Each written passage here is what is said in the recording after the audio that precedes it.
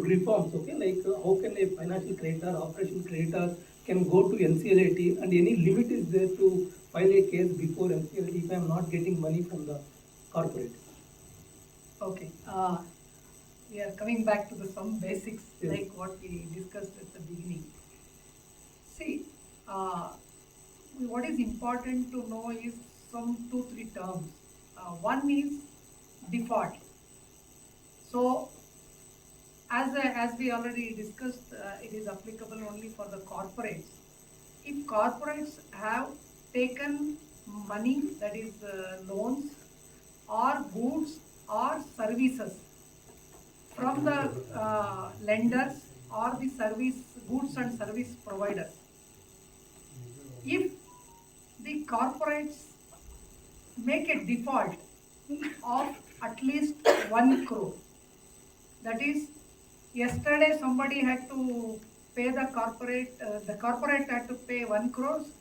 Today, as of yesterday, it is not paid. Today, it is on default.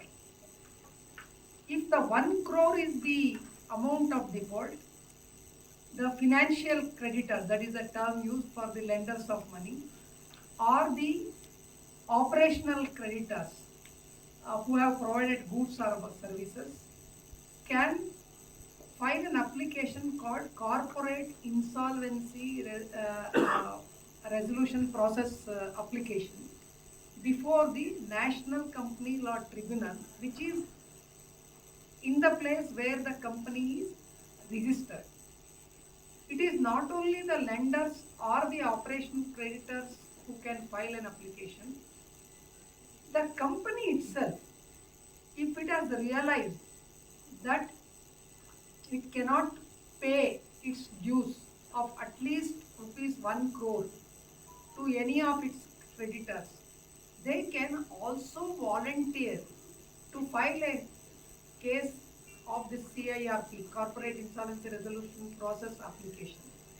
So, if any of these three file such an application in the specific formats and the procedures followed, then the National Company Law Tribunal can take a call whether it is fit for admission or not fit for admission, and then the corporate insolvency resolution process starts, and when an order is passed, an interim resolution professional is appointed by the National Company Law Tribunal or the adjudicating authority. That is the starting of the process as such. So this is the way it starts. Yeah. So as you mentioned, it is minimum 1 crore to file a case, and now I am coming to down again. Okay, as a nowadays, okay, we are seeing a lot of real estate companies where they are not giving, okay, the plots in time, or they are closing. Then as a home buyer, any option is there for me to like to file a case before NCLT as a home buyer, where I have paid some 40 to 50 lakhs also. Yeah, I think there are conditions for even its individual home buyer cannot file. I think there is 100 home buyers together.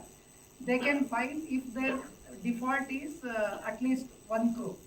That is how the home buyers can start the process. How it is happening, okay, whether the home buyers are getting at last, okay, the amount are flat. In your experience, like how NCLT is dealing those cases? I think there is a very classic case called JP Infotech, where fortunately this particular company went under this what is called corporate insolvency resolution process, and I think almost all buyers are getting their flats if they have chosen to get the flats only. This is a very classic case where Supreme Court intervened at different points of time.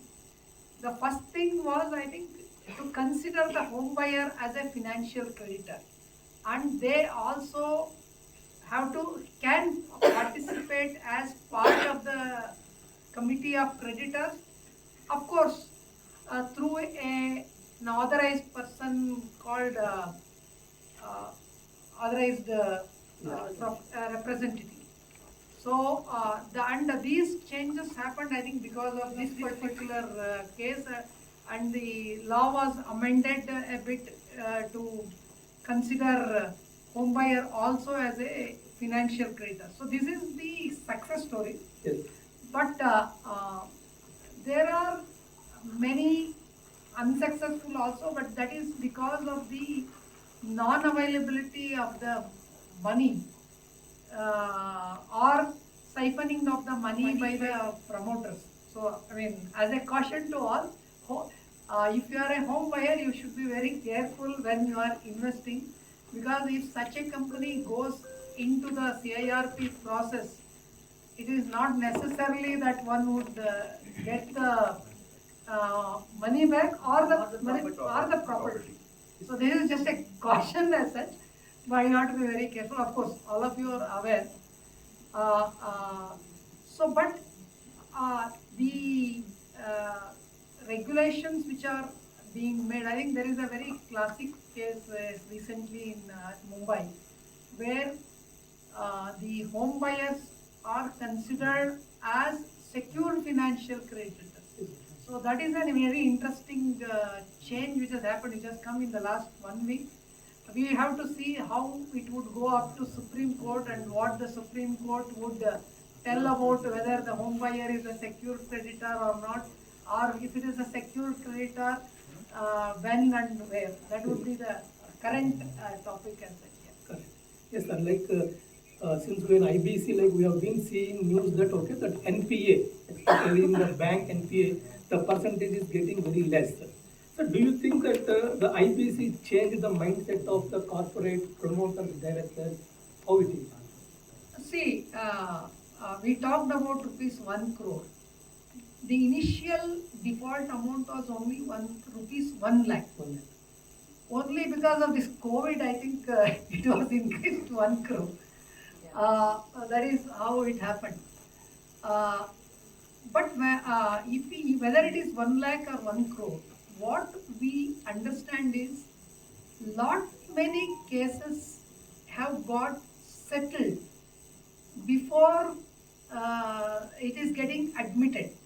So I think, I mean, I don't have the figures immediately, but what I understand is there is a huge impact on the defaults to especially to the operational creditors. Even other cases it would have happened, because I know many cases where as soon as I mean, I just whatever is in the public domain, there is what is called Basaveshwara sugar mills. So many applications have been filed against the Basaveshwara sugar mills. It has so happened that it gets resolved before getting admitted. I'm not saying it is good or bad, but the threat of getting into an insolvency process, as Mr. Subrao shared, the fear of the promoter director that they lose their power as soon as this corporate insolvency resolution process is initiated, and if they are not MSMEs, then the owners cannot take back their companies. That means there is a big threat of the company going away from their hands. So these things have made an impact in terms of lot many cases getting resolved without entering the CIRP itself. So I would say this would be the big what you call behavioral change. I mean, the past chairman Dr. Sahu used to say the success of IBC would be when it is not used at all. I mean, it will that is a little exaggeration, but it is true. That is that is the kind of the behavioral change which could happen if there is a proper implementation of this law in the long run. That is how I would put it. There is a definite behavioral change. That conclusion in my view. Yeah. So, as soon as this law was initiated, and in my own experience, I would like to share that those days, that is the earlier days when IBC was initiated, the promoters, the managing directors of the company used to get very, very agitated. I'm sure sir would agree with this. There have been stories where our own insolvency professionals were locked up in the cabin because it is exactly like we go and sit in the place of the managing director of the particular company to run the company. And we start looking into their assets and liabilities, their balance sheet, to see whether we can revive the company or whether it should get liquidated. So it's a very, very strong weapon that the ministry has brought about. But now, slowly, in the last couple of years, I see that the corporates have started understanding, and also understanding that yes, there is a way out for them as well. It is not just a way out for the creditors alone, it's a way out for the corporates themselves. So there is a sea change that is happening in them.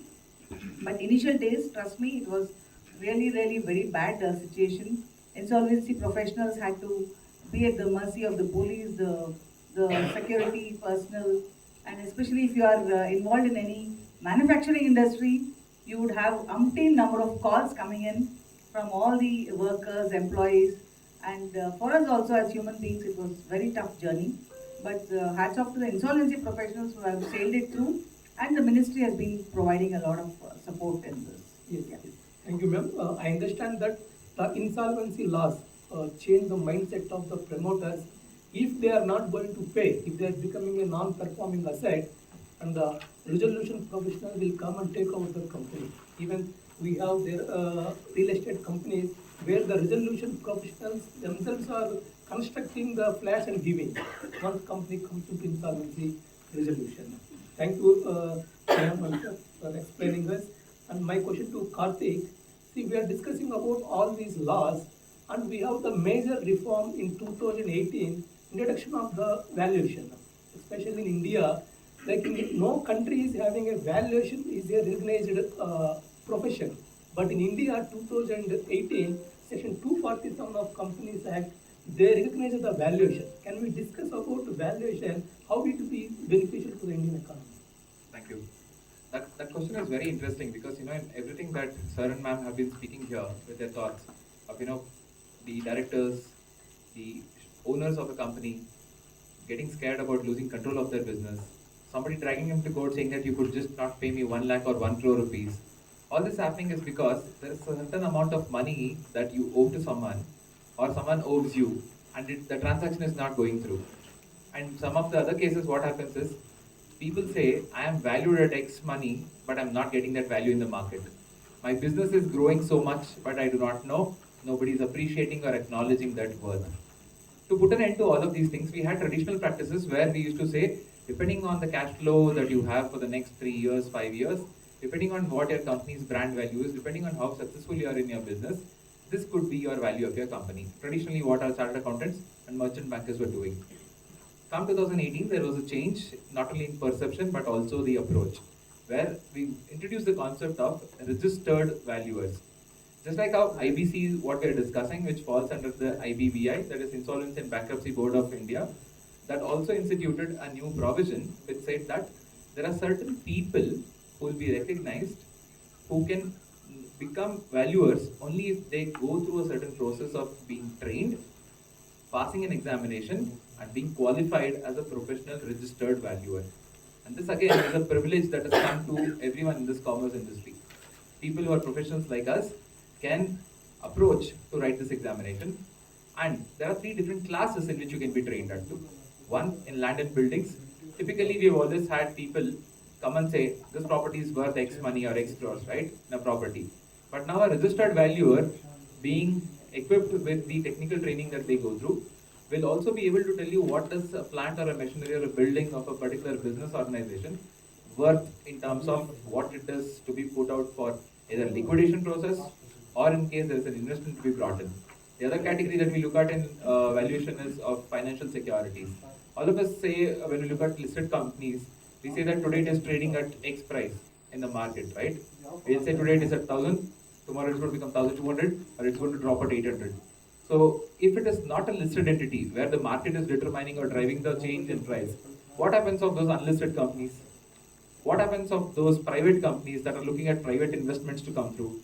So these are the places where again a registered valuer is able to ascertain through their professional experience what kind of value does a company's share have for it to either get investments or probably even help in disinvestment for an investor to exit the company. The third category being the intangible assets or the intellectual property rights that we all look at. Sometimes saying that just the name or the logo or the brand or the goodwill that I've earned in my business, the reputation that I carry for the last 50 years of being around in this industry, that itself is good enough. Again, that also comes with certain way of valuing it. Now, as registered valuers and professionals, what is it that we contribute by doing these services? Specifically, one, there's much more cleaner and transparent approach in the market and economy, telling that this is what something is worth because of its utility, usage, and its lifetime application that you are going to bring in. Secondly, that we are going to look at is it at least keeps the transactions between corporates or looking at valuation for their investments that they seek or the payouts that they want to make out much more fair and also reasonable in terms of people being and able to understand and accept that this is professionally done. The third and the last one, which I feel that happens through valuation, registered valuation services that we give, it gives an equal opportunity for all of us to probably have a peer valuation also done in a way. So previously what would happen, a promoter would say, I believe my business is X. A professional would say, no, it is Y. Now we at least have something to bridge between the X and Y and say, this is a much better valuation for your business, and as professionals, we do it. Now, thank you, Venkat, for that question. Thank you, Karthik. Yeah, we have seen that even before 2016, when SBI is giving the loan of 600 crores to Kingfisher, the brand they have given, like the Kingfisher bird, they have given 600 crores. There was no valuation that time. We don't have any valuation, and even that is now a mystery question: who has valued? But after introduction of this valuation, registered valuer, there is a securities or financial assets valuer, land and building valuer, and plant and machinery valuer.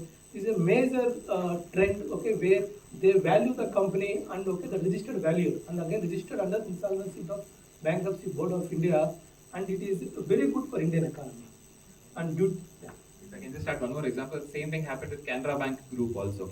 Because many of the group entities in Canara Bank were using the same logo, and then came the famous two triangles, which is yellow and blue, which you see most of the type places now. Previously it was an old orthodox C symbol with all the palm beach trees over there and other things. It got changed to just two triangles. That was being given to the group entities at a royalty value, which nobody could tell what does two triangles mean and what is it valued at. But it was there. Yeah. See, due to short in time, now we are going to do the closing remarks. Ma'am, how the importance of compliance in the corporate world, being a company secretary, what is my responsibility, and how these compliance make the company into value? Yeah, so as we come to the conclusion, company secretary is an advisor, I could simply say a friend, philosopher and guide to the corporate. And it's a 360-degree compliance, where we not only look at numbers, we not only look at compliances in terms of Companies Act, SEBI, labor laws, environmental laws. Today we also have the BRSR reporting when we talk about the impact on environment. So Ministry has slowly started realizing that companies are busy making money, but what about the environment? The focus has shifted towards carbon emission. Then the employees who are working in the factories, are they given the required safety guards? What are the number of accidents that are happening in a year? So many things are to be reported in your annual report. And there are various places where company secretary plays a very, very crucial role in terms of enabling compliance. And within the company, in my experience, I would say that you become the person who will have the maximum amount of information stored in you, and you will be the coordinator between various departments. For example, if I have a board meeting next week, before preparing my agenda, I would have started checking with my accounts, treasury, HR, various departments to understand their inputs. So I become the coordinator in one way. Then in the board meeting, I become the most important person where I ensure that the agenda items that are being discussed are in compliance. And when you are the key managerial personnel in terms of stock exchange and ROC, you are soon after the managing director and executive director, you are there as the KMP, wherein your role is self-explained when you are saying that you are a KMP. Having said all this, we are also at a threat where if there is any show cause notice, so we become the officers in default as well. So our role is not just about sitting, relaxing, telling them to do this, do that. We have to ensure that it is executed, and we have to be abreast with the latest amendments. So ignorance is not at all an excuse. We have to be updated with all kinds of amendments that are happening in the ministry level, and we have to ensure that the filings are done on time, the basic filings with the stock exchange as well as with Ministry of Corporate Affairs. I would say that all in all, company secretary today plays a very, very vital role. The role has evolved, emerged, and it is a privilege to be a company secretary and a compliance officer in a company. Or even if you are in practice, you have your own role of auditing, which is very, very crucial. The secretarial audit report that goes into your annual report. So every aspect of a company secretary's role is actually validated by the outsiders, not just the stock exchange or the ministry, but today we have all the institutional investors, the stakeholders who actually go through your annual report word by word to analyze and come out with their own questions at the AGM. So the role is never ending, and it's been a beautiful journey for me. Thank you. Thank you very much, ma'am. See, whatever you said, the compliance, how the importance, even we have seen recently the Baiju's case. Because of non-compliance, they went to insolvency. It is simple, okay? They have not finalized their accounts, they have not filed any foreign inward remittance with RBI. The compliance plays a vital role, and the company secretary is the key managerial person, and he is the compliance officer. The SEBI has recognized company secretary is the compliance officer. Even with any company going to IPO or any debt listing, you should have a company secretary, and you need to appoint him as a compliance I secretary. would just like to take another moment here. This is a piece of small information or an advice to all of you. It could be your own children who want to set up their own, entrepreneurship. They want to set up their own business, or you may only join hands with your friends to start some company. I'm not against any profession here, but make sure that you also have a company secretary's advice, because we have had a very interesting scenario in terms of two techies or three techies who started up, an IT company. They went on to receive lots of funds. A simple form that they should have filed within the required due date. I'm just putting it in layman's language again. They failed to do it, and the penalty that they were actually, had to pay as per the notice given was 2.5 crores. And the two or three techies literally went from pillar to post, and they were not aware. So when we asked them, they said, we didn't know that we have to have a company secretary also as an advisor. Again, I would say today, compliance with Companies Act definitely is the domain of a company secretary. You may have chartered accountants who are good at it. Definitely, I'm not against it. But make sure you get the right advice from the right people at the right time. Of course, we went on appeal, and then they came to us through another, known person. What I'm trying to say here is those three techies had sleepless nights for at least 3 months. They said even if they sold their houses, they would not have been able to pay this penalty. And today everything is online. So there is nothing called adjustment. You know that those adjustment kalala hoto itega. So ivaga whatever is there online is there. So beware, and whenever you start any business, keep in mind CA, CS, and an advocate. So these three are very critical for any business. Thank you. Thank you, ma'am, for wonderful words, and thank you, sir, for explaining IBC and the GST and the emerging trends in corporate laws. Thank you, ma'am, for discussing about Companies Act, SEBI, and thank you, Karthik, for discussing about mergers and acquisitions and valuation and practice of NCLT and NCLT. Thank you, one and thank you for all teachers and professors. I thank ICSI chapter for giving me an opportunity to be with all of you, and Bangalore University. and hearty congratulations to your academic connect MOU and all the best. Thank you. And thank you all.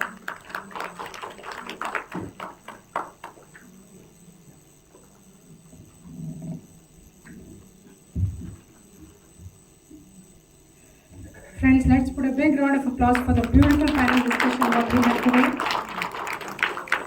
Indeed, it was, very well thought process why we wanted to have this panel discussion as in emerging trends in corporate law. We being a 5 trillion economy, moving towards being the third largest economy in the country, definitely it is the corporate world which plays a major role in today's scenario. And how the various professions are coming in picture and how the laws are emerging to match up the requirement and the status is what the whole crux of this panel discussion was. Indeed, it was taken through. Indeed, it was taken through very interestingly.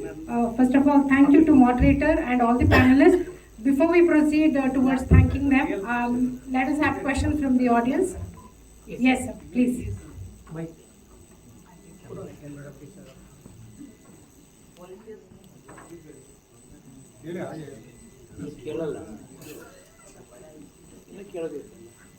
Okay, good afternoon. My name is Dr. Gurumurthy. My question is relating to IPO, especially relating to Madam. Exactly what is the role of SEBI and a secretary to discharging initial public offer? Most of the time there is a startup company also giving public offer, initial public offer, of an existing company also. Most of the time overwhelming response, more than 10 times, 20 times, 70 times, 100 times. Recently one company get 115 times also oversubscription. Under such cases, how they go to book building offer, fixing the price band between two lines. What exactly the role of SEBI and secretary in this case? Especially I am the small investor. I invested some, initially they booked for 15,000 rupees for some 100 shares, but I didn't get allotment. Is there any specific, particularly I gone through risk and document in detail. I could not find any such reason and automatically rejected. Fund also transferred to my account. What exactly the role in this case? How this layman can understand this mechanism? Sir, I'll take that question. So, as a company secretary, what do we do in the IPO process? That was the first phase of question. First one, second SEBI role. Yeah. So to begin with, very clearly, we start with even DRHP process or the draft red herring process, prospectus that we file. So the company secretary, we take care of entire documentation. So of course, there are many other stakeholders that participate in this process, like a merchant banker, who will have your undertaking of any shares that if nobody in the public subscribes, they will come and chip in and they will underwrite your shares. And two, of course, you have valuators who are going to tell if at all your company is going to offer a 10 rupee share at 115 rupees, why is it valued at 115 or what is the justification for it, first of all. And then, of course, you have to have your agents like registrar and transfer agents who are going to be looped in, your security depositories participants who are going to be tied up with you. Then there's the stock exchange that is going to chip in. And then, of course, there are going to be evaluators in terms of provide companies, secretaries, chartered accountants, provide certificates saying that everything relating to SEBI LODR, that is listing obligations and disclosure requirements, as well as companies act requirements, as well as any shareholder requirements that you have to do, is all complied with. Now, the simple question is, as a company secretary, what do? We ensure that we participate in this process by coordinating with all the stakeholders and ensuring that if there is a process flow chart, for example, if step 1, I have to approach a merchant banker. Step 2, if I have to coordinate with the RNTA, that is the registrar and transfer agent. Step 3, if I have to coordinate with the stock exchange. We take care of this completely. As a centralized service person, a CS is a compliance officer who takes care of all these things.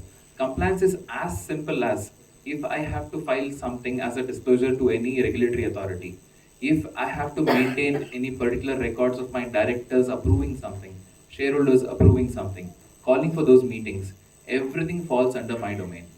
And two, in terms of how do we drive the price, it's typically not something that a company secretary drives. It is typically between the merchant banker and the board who determine to say, if I am probably going to sell my company's prospective business at this price, let me see if the market buys it. For example, there have been many IPOs in the recent past where people have bought it at an X price where it was offered, and then within 2 days you have seen them drop by 40%, 20-40% easily. I don't want to take names, but of course there are there. Starts with Z. And then also recently, if you see, there are many companies that came up with an IPO where they said this is what money we want to raise through IPO, but there was not many people taking it. Now, in terms of oversubscription, where you were referring to that you applied for some shares, you did not get it. There are many companies. So if you look at IRCTC, when they said, we want to go public completely, there was oversubscription beyond anybody's imagination. Because we know it's a government-backed company, PSU, so you'll definitely get money. If not, government will pay you out any which ways, right? So everybody wanted. So typically, how does it work? If you have a demat account through which you are trying to buy shares, it goes by lots that you place your order for. So if you are placing an order for, say, lot of 30 shares, lot of 50 shares, 100 shares, whatever the lot is, and if you bid for the highest price, if someone else is bidding for a higher lot and a higher price, they get a priority. So your demat account, even if you place an order, you will not get those shares.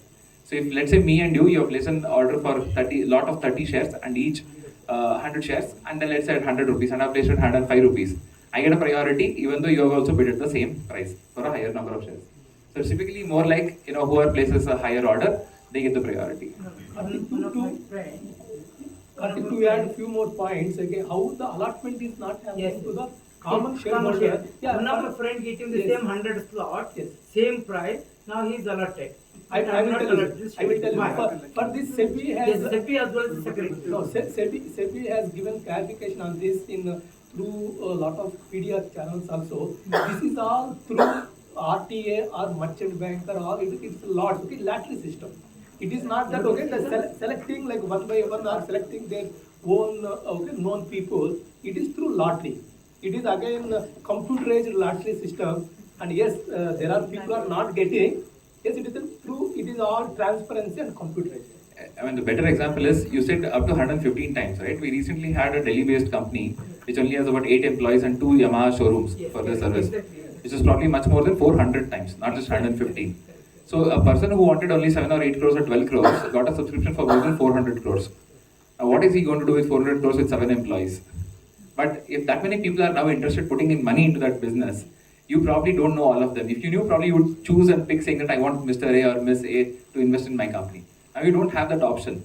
So it's more like, as Venkat is now clarifying that, you will have to pick the amount of investors that you want for the quantum of investment that you're looking at.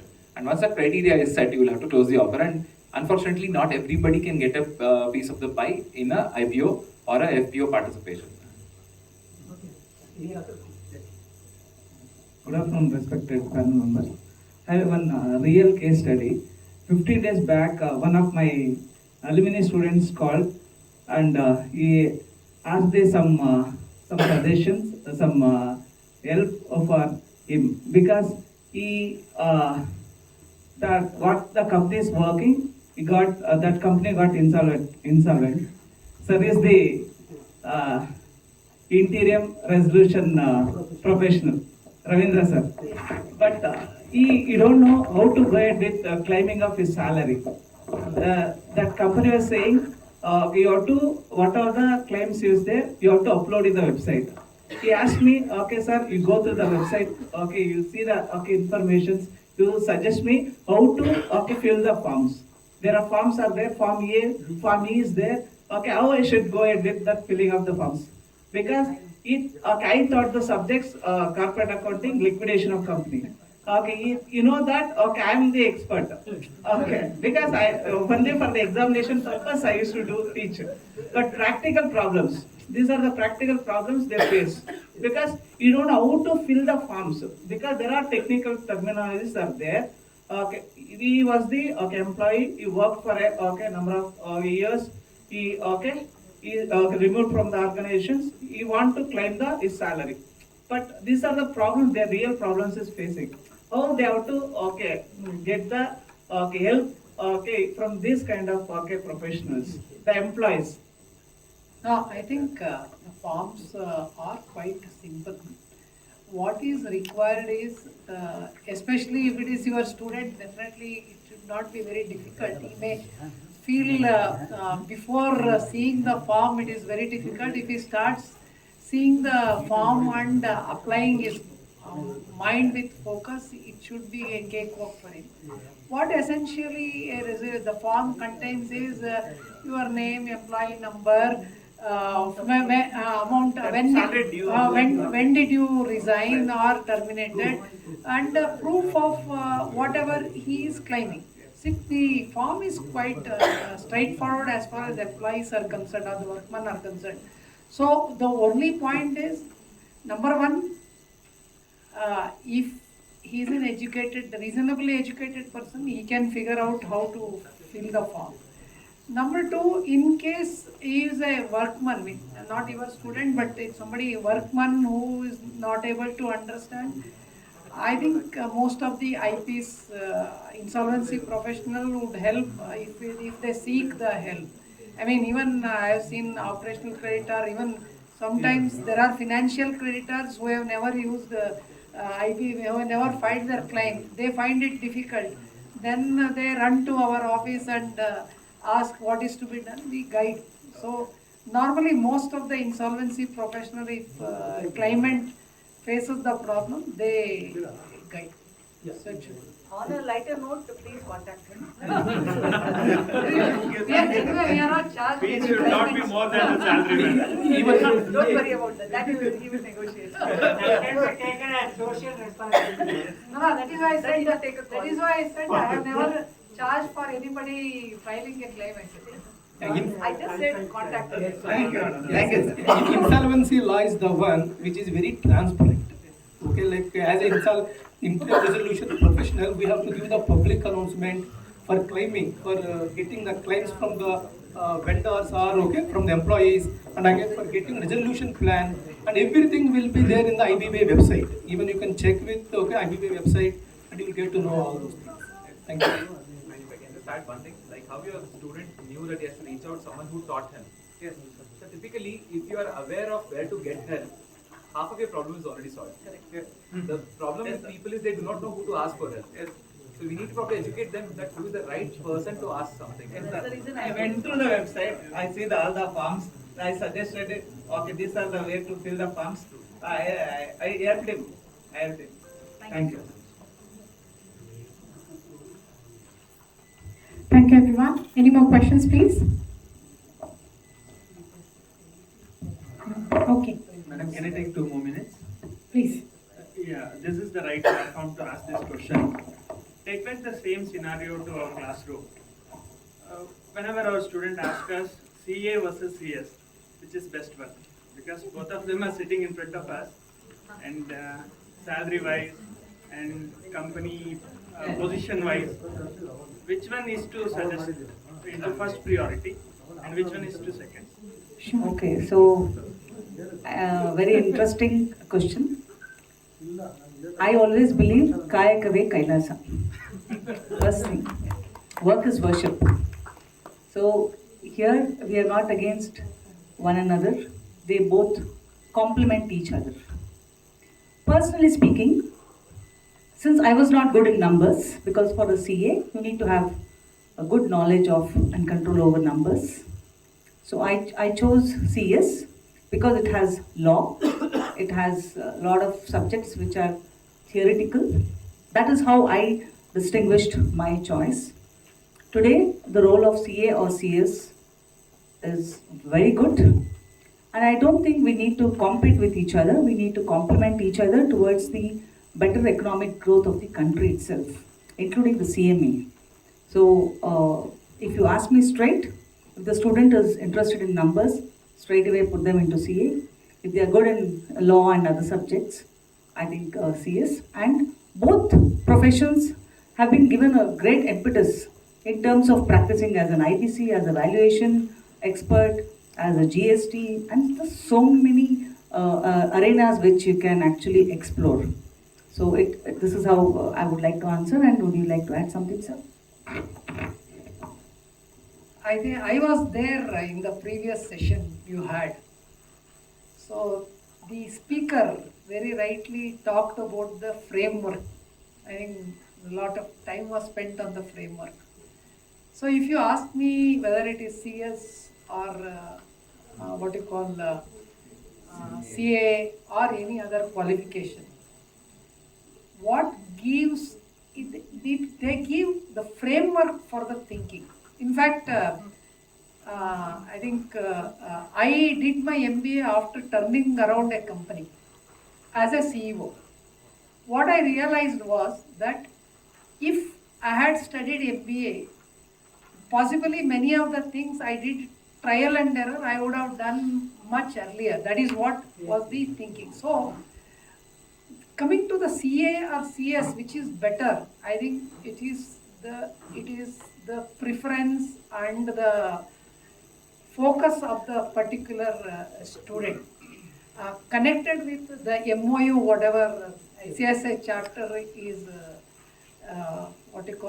has entered into, I only would like to tell whether it is CS or CA.